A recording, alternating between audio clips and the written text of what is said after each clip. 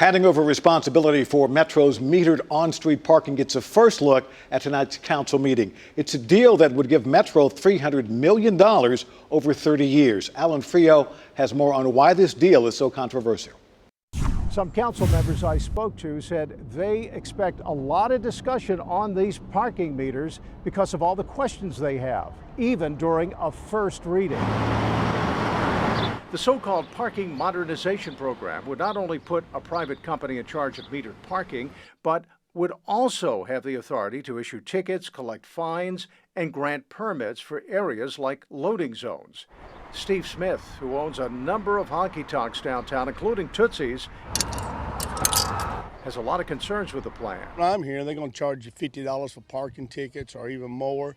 They're going to be suing you for your parking tickets that you don't pay, so it turns into a civil suit. The proposal also calls for an increase in metered on-street parking in non-residential areas. Metro Council member Freddie O'Connell says that could potentially pose a problem for some Metro communities like Germantown. What would you say about something like the 1200 block of Fifth Avenue, which is kind of like the spine of historic Germantown?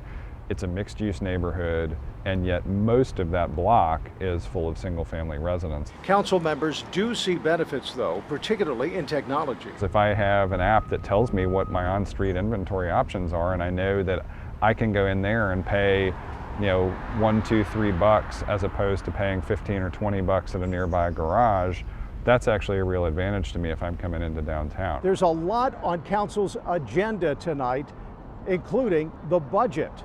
Some council members say they expect to be in council chambers well beyond midnight. In West Nashville, Alan Frio, News 4.